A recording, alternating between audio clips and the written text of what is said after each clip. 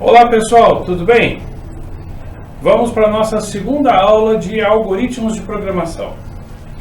Nós fizemos na aula passada a construção da sequência lógica de um problema.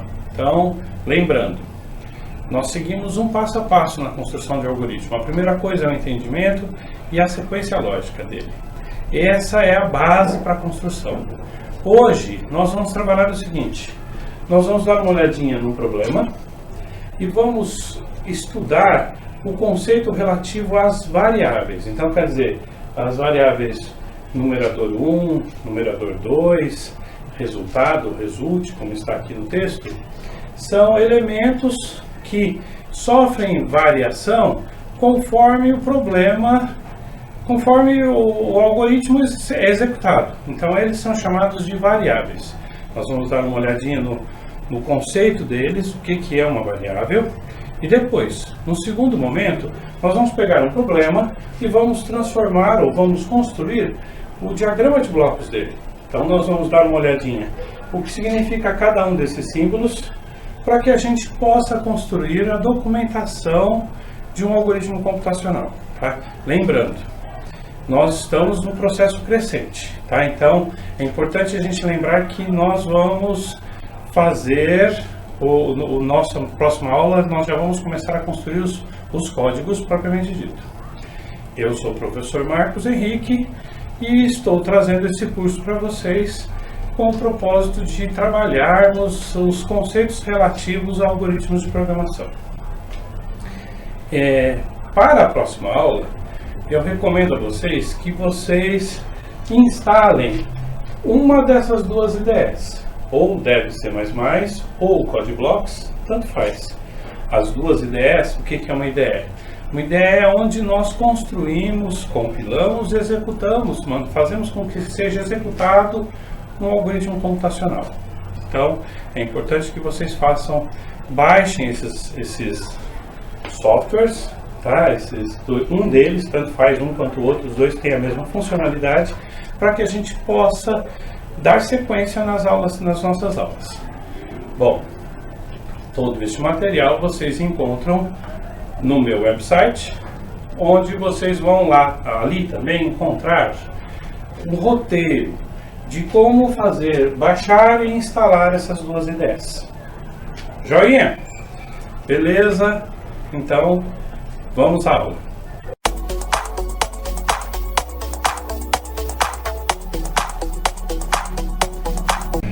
Bom, vamos lá então para a nossa aula. A primeira coisa que a gente precisa recordar é o seguinte: nós estamos vendo o algoritmo de programação desde a sua base. Então, o que nós estamos vendo agora? Na aula passada e nesta aula, nós vimos a ideia de levantar um problema. Quando levantamos um problema, nós estamos verificando quais são os dados desse problema, ou seja, elementos de entrada, elementos de saída. Exemplo: eu tenho um sensor que vai fazer a leitura de nível de uma determinada boia. Perfeito. E qual é a saída disso? Qual o propósito disso? Então, esses são os elementos que nós precisamos verificar quando tomamos contato com o problema. Depois, próxima fase, ainda que nós já estamos fazendo, é a parte da modelagem, ou seja, construir os modelos conceituais relativos a esse problema. Para isso, o que nós precisamos? Nós precisamos de equações, de conjuntos, das referências em relação aos parâmetros. Quais são esses parâmetros? Os parâmetros são, na verdade, nossas variáveis. Então, quando eu tenho uma variável, ela tem conjuntos numéricos que estão correlacionados a ela. Depois que eu já identifiquei essas fórmulas, esses parâmetros, etc., eu penso a respeito das concepções em termos de construção do nível formal. O que é o nível formal? O nível formal é o próprio código, como se diz. Ou seja, nós convertemos toda a lógica que nós construímos para um algoritmo computacional, para um programa de computador. E é esta a ideia que nós estamos fazendo. Bom, depois disso tudo realizado, nós precisamos fazer uma validação. Ou seja, nós verificamos se a nossa solução ela está de acordo com o esperado pelo problema, tá? Tudo isso é o algoritmo computacional. Primeiro, então, nós fazemos a primeira fase, o que nós estamos fazendo. Hoje nós vamos começar a entrar no nível conceitual, ou seja, vamos construir o diagrama de blocos e, na sequência, começar também a observar a codificação, transformar o problema de forma já documentada para uma solução computacional. Beleza? Bom, vamos então dar uma olhadinha no nosso passo a passo. Como que nós podemos realizar essa tarefa? O primeiro elemento que nós vimos foi a sequência lógica. Agora nós vamos ver o diagrama de blocos. Então, quer dizer, quando nós pensamos, já construímos a sequência lógica, o próximo passo é a documentação, é fazer um diagrama de blocos usando esses símbolos. Então é assim, o primeiro é o símbolo de terminação. Ele deve encapsular todo o algoritmo, ou seja, início e fim. Todo algoritmo tem que ter esses dois elementos. Quando eu começo com a terminação, eu começo pensando em atribuir as variáveis, em a construção da principal função, que é a função main, e assim sucessivamente. Bom, depois eu entro com o bloco de processo, ou seja, esse é um símbolo, tá? Não sei, a sequência ainda nós vamos ver. O bloco de processo é o que? Todas as execuções a serem realizadas devem estar compreendidas no bloco de processo ou nos blocos de processo, conforme a nossa sequência. Depois, símbolo de decisão. Quando nós precisamos fazer uma seleção, uma pergunta, se, no caso do sensor que eu falei, se atingir determinado nível ou determinada diferença, altura, passa uma determinada coisa ou passa outra. Então, eu tenho uma seleção, faça isso ou aquilo. Quando eu tenho isso, eu utilizo o bloco de seleção. Esse símbolo também é utilizado nos blocos de repetição, porque são feitos para a seleção, certo? Então, nós construímos uma condição para que ele seja atendido. Por exemplo, repetir. Repita enquanto ou até, e aí nós utilizamos esse símbolo.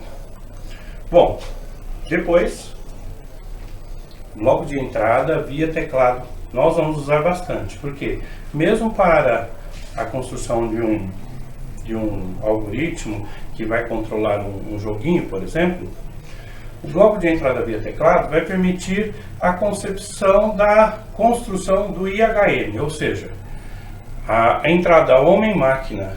Então, a interface do homem-máquina, ela vai ser nós vamos utilizar esse símbolo.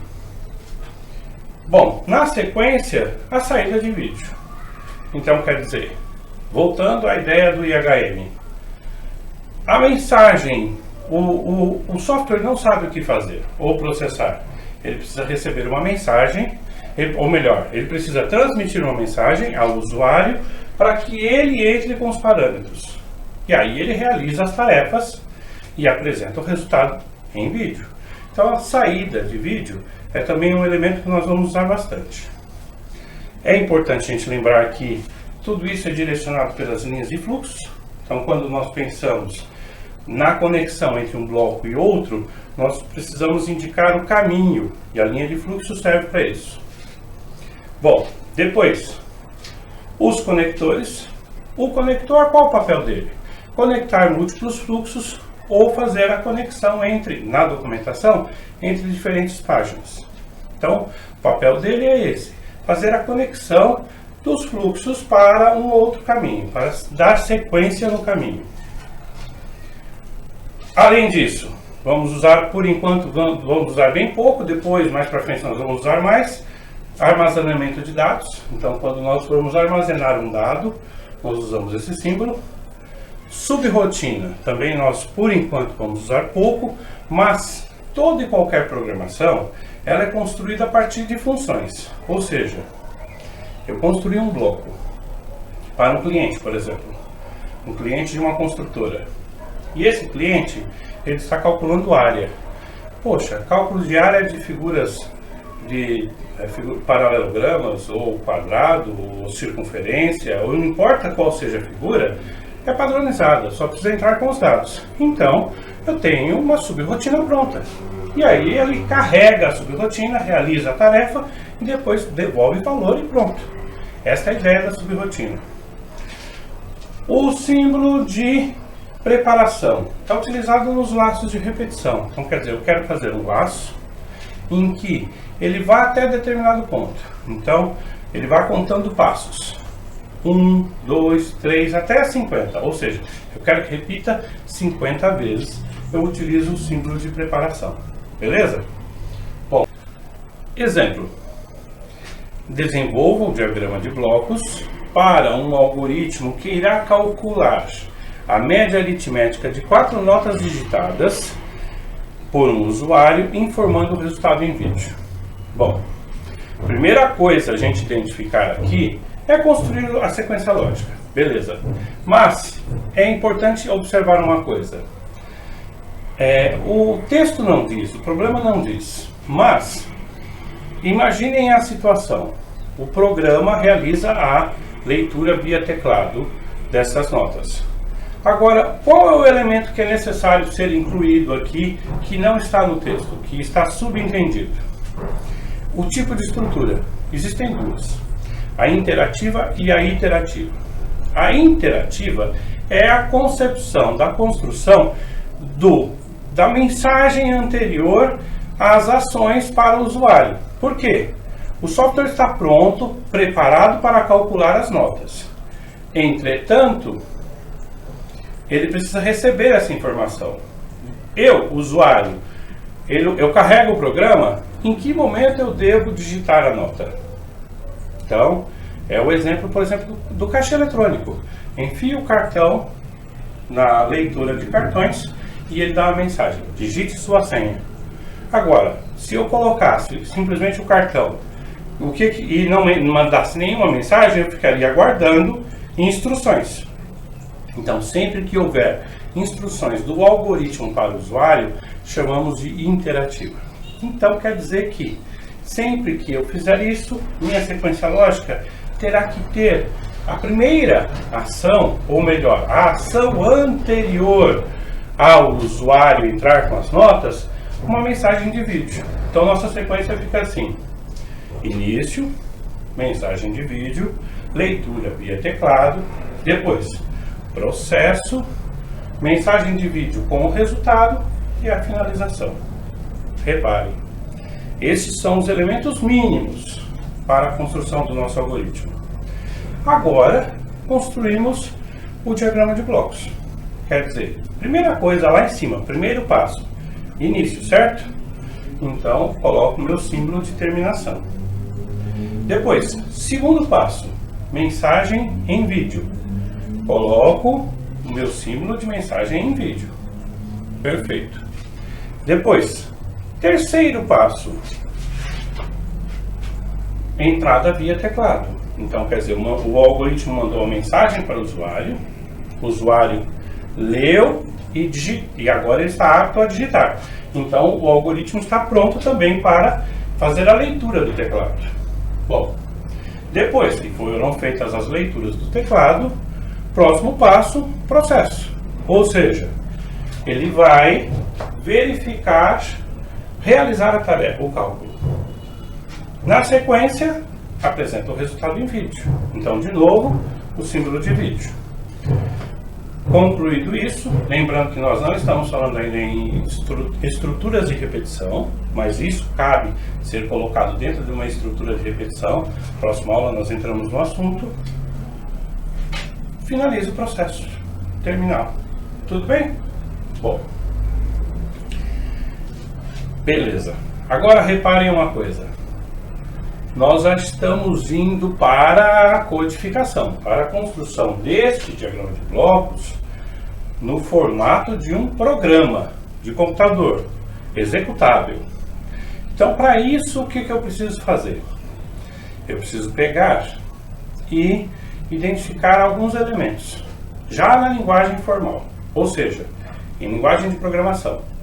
No nosso caso, nós estamos começando a trabalhar com C, depois vamos para outras linguagens.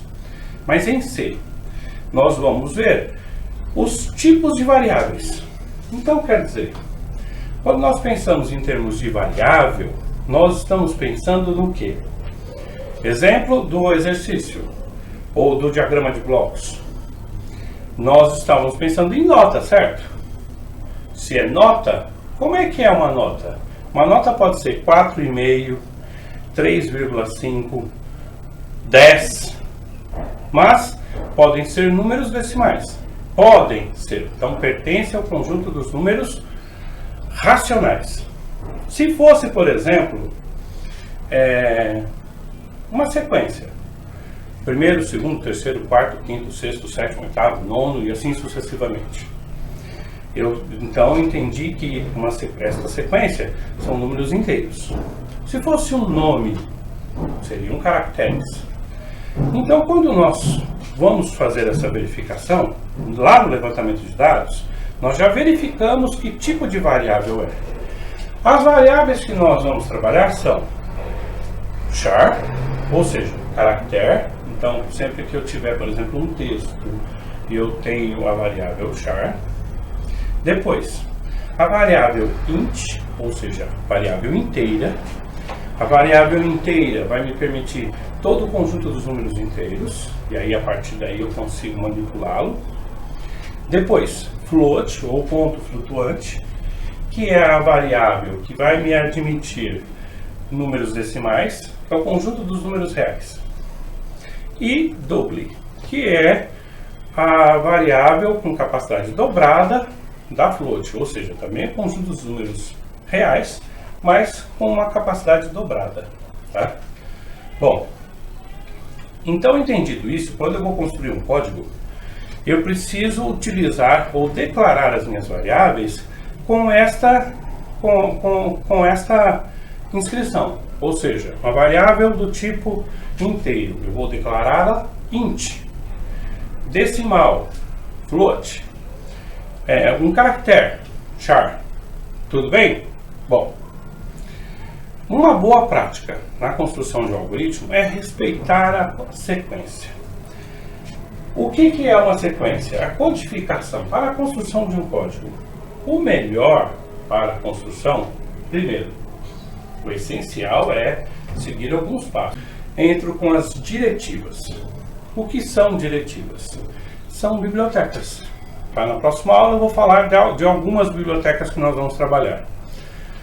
O que é uma biblioteca? É uma função, uma biblioteca de funções, onde estão armazenadas funções pré-existentes. Então, quer dizer, quando eu chamo uma diretiva, eu estou chamando, por exemplo, em C, o scanf, ou seja, uma função que faz a leitura do teclado. O printf, que é uma função que vai fazer a saída de vídeo. Então, a partir daí, a gente já consegue utilizar essas funções a partir dos seus parâmetros. Então, basta eu parametrizar e pronto. Tá? Bom, depois que na minha estrutura eu entrei com as minhas diretivas, tudo bonitinho, eu faço a declaração das variáveis. Ou seja, aquela variável numérica, eu declaro aqui. Tá? Então, eu entro com a declaração da minha variável. Para quê? Para que ele possa, assim que entrar os dados, possa ser manipulada de maneira adequada, que ele precisa reconhecê-la. Um detalhe importante que a gente precisa lembrar. Eu posso manipular as minhas variáveis. Então, por exemplo, eu entrei com uma variável do tipo inteira ou float e quero alterná-la para outra. Eu posso, no decorrer do processo, eu posso alterar. Mas uma boa prática recomenda que a primeira ação é declará-las. Depois que eu as declarei, aí pronto. Posso manipular. Depois, terceiro passo, aí sim a construção do diagrama, dos processos. Seja uma seleção, seja uma repetição, seja um processo, um cálculo, tá? Aí sim eu entro com esses elementos. Bom, quando pensamos em termos de estrutura, o primeiro elemento é o bloco de inicialização, ou seja, eu construo alguns elementos que estarão sempre presentes.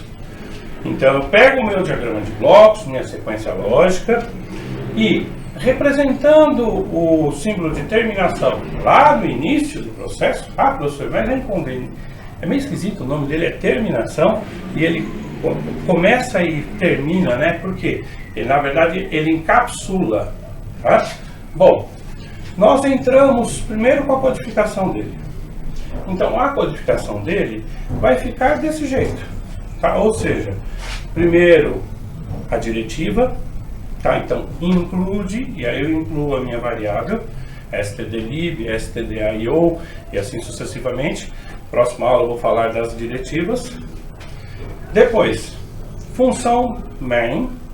A função main é, na verdade, uma função primitiva que ela atende às principais necessidades de um algoritmo, ou seja, ela é ela que permite ele funcionar, tá?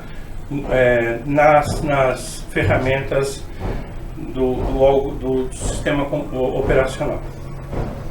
Depois, abro chaves, e aí a partir das chaves eu faço a declaração das variáveis.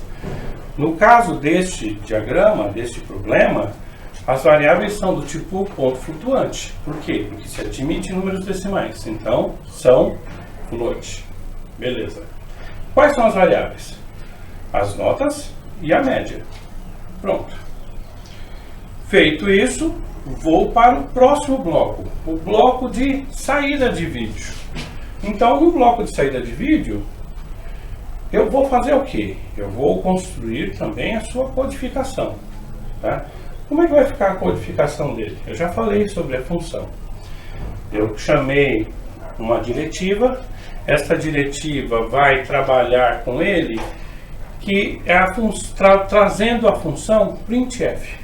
Então, eu carrego a função printf, digito a função printf, e a função printf vai me permitir fazer a entrada via teclado. Entre parênteses, eu coloco, entre aspas, uma mensagem para o usuário, depois, ponto e vírgula no final do processo. Pronto, mandei uma mensagem para o usuário para que ele possa fazer a leitura, ou seja, estou mandando uma mensagem para ele, para que ele possa ler no monitor o que ele deve realizar. Bom, depois disso, a estrutura de entrada via teclado. A estrutura de entrada via teclado, ou seja, ela vai ler via teclado os dados digitados pelo usuário, certo? Bom, qual a função que vai realizar esta leitura? A função é a função scanf. Então a função scanf vai fazer com que ele leia o que o indivíduo digitou. Então, mesma coisa. Abro parênteses, entre aspas duplas, coloco o tipo de variável, agora sim, vírgula, o endereçamento dela. Tá? Então, depois, no final, ponto e vírgula. Sempre depois de uma função, ponto e vírgula para terminar a execução. Tá bom? Bom, aí olha só, estamos seguindo a sequência, certo? O fluxo. Então, próximo passo é o processo. No nosso processo, eu não tenho uma função para processos. Eu tenho a execução propriamente dita. Ou seja, esta operação matemática que nós propusemos. Tá? Então, eu construo isso. Tá? Ou seja, média é igual. Aí eu vou construir somatória das notas dividido pelo total de notas. Ponto e vírgula no final. Pronto. Então esse é o processo, esta função é o processo que nós propusemos neste problema. Depois, ainda seguindo o fluxo, olha só, bloco de saída em vídeo. Então, no nosso bloco de saída em vídeo, eu vou ter o quê? nossa resultante. Então, a nossa variável média será apresentada aqui, tá bom? Bom, e aí, de novo, igual lá o primeiro, eu vou mandar uma mensagem, só que agora essa mensagem tem que ser vinda de um determinado endereço. Então, eu venho com a função printf, abre parênteses, abre aspas duplas, eu entro com, assim, o que é barra N, barra T? Barra N é salto de linha, barra T, tabulação. Nós vamos depois dar uma estudadinha e refinar isso, tá bom? Então, é muita informação para o primeiro momento. Então, eu entro com os parâmetros, defino a variável, a mensagem que eu quero emitir e coloco a minha correspondente variável. Lembrando, eu estou tudo dentro das aspas duplas. Aí, naquele ponto, ele vai imprimir o que eu estou querendo. Tudo bem? Bom, fecho aspas, vírgula, e agora eu ponho de onde vem essa informação. Então, de onde vai vir essa informação? Vai vir da média calculada no passo anterior. Fecha parênteses, ponto e vírgula. Bom, e aí finalizo o processo. Então, seguindo o nosso fluxo, vou para o bloco de saída. Então, meu bloco de saída, nosso bloco de saída vai tratar. Como é que eu vou construir isso? Neste curso nosso, por enquanto, não estamos retornando valor. Então, por isso, nós vamos usar uma função. Uma função é a função system pause. Então, na linha seguinte, eu escrevo system, abre parênteses, abre aspas duplas e coloco pause. Fecha parênteses, ponto e vírgula, fecha chaves. Beleza? Pronto, o meu algoritmo já está construído. Tá? E aí, a partir daí, eu consigo executá-lo. Sugiro a vocês que para a próxima aula, baixem o DevC++ ou o CodeBlocks para que a gente possa começar a fazer as execuções. Eu vou começar agora, nas nossas aulas, daqui para frente, tratar do diagrama, da sequência, um pouco mais rápido e começar a codificá-los. A nossa aula agora vai começar a ir também para a construção do código e a sua correspondente execução. O código deste algoritmo, bonitinho, é este aqui. Então, este é o nosso código. Se vocês quiserem, se já baixaram e quiserem digitar como ele está aqui, ele vai ser executado. Caso não execute, entre em contato comigo, seja nos comentários dos vídeos ou por e-mail, me descreva qual que é a dúvida e aí de repente a gente pode ir discutindo antes da próxima aula. Joia? Beleza.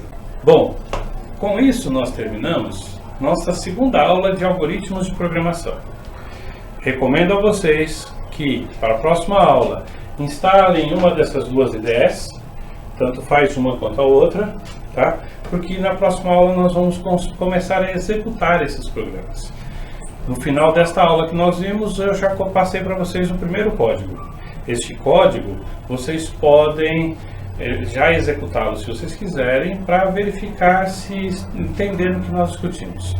De qualquer forma, no nosso website, vocês vão encontrar lá tanto o roteiro para a instalação deles, quanto o e-mail. Se vocês tiverem alguma dúvida, alguma coisa assim, quiserem mandar alguma sugestão, vocês podem mandar por e-mail ou através dos comentários dos vídeos. Beleza, gente? Joia? Bons estudos para vocês!